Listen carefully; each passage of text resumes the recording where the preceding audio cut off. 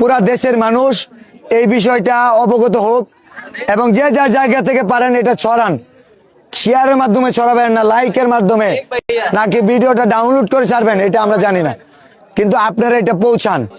যদি ওরা জমি না পায়,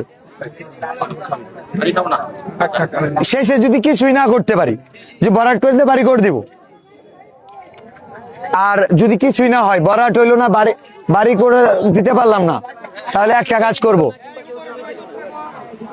11টা পরিবারের জন্য, প্রতিটা পরিবারের জন্য 1 লক্ষ করে টাকা, 11 লক্ষ টাকা ভিক্ষা করে হইলেও ম্যানেজ করব, ম্যানেজ করে পরিবারের কাছে দিব। কারণ এটা শুধু শেরপুর জেলার না, আজকের এই মাটিটা কিন্তু শুধু শেরপুরের ভূখণ্ডে না, এটা বাংলাদেশের মানচিত্র থেকে 11টা পরিবার নিঃস্ব হয়ে যাচ্ছে। আমরা কি চাই এরকমটা হোক? আমরা পুরো বাংলাদেশ মিলে কি 11 লক্ষ টাকা ম্যানেজ করতে পারবো না? হাত পাতবো, নিজের জন্য না অন্যের জন্য হাত পাতবো, লজ্জা আছে? যার যতটুক সর্বত। এবং বলে রাখি, আমরা হচ্ছে গিয়ে শুধু এদের জন্য হাত পাতলে হবো না, ভবিষ্যতে আরো অনেক সমস্যার সম্মুখীন হতে পারে। 11 লক্ষ হচ্ছে আনলক হয়ে যাবে, 11 লক্ষের পরে 1 টাকাও নতুন করে জয়েন করাবো না। সো বিকাশ নগদ কোনো কিচ্ছু দরকার নাই। আমাদের এটা প্রচার করেন আগে।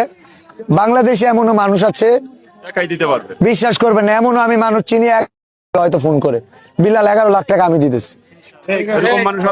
ইয়েস, এমন মানুষ আছে, এমন লোক আছে, এমন সংগঠন আছে, তারা বলবে 11 লক্ষ টাকা আমাদের সংগঠনের পক্ষ থেকে দিতেছে।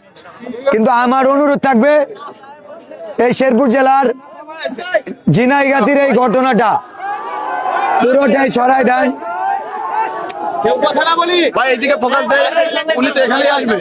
নাসা ভাইকে কল দেওয়া হয়েছে, আর নিচে নামেন না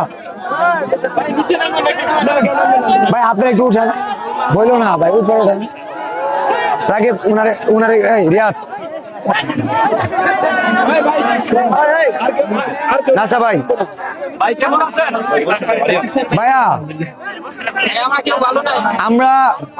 আমরা অনেক অনেক খুশি, অনেক আনন্দিত ভাই। এই ধরনের কাজ যে একসাথে করতে পারতেছি, এটা আমাদের জন্য অনেক বড় অর্জন।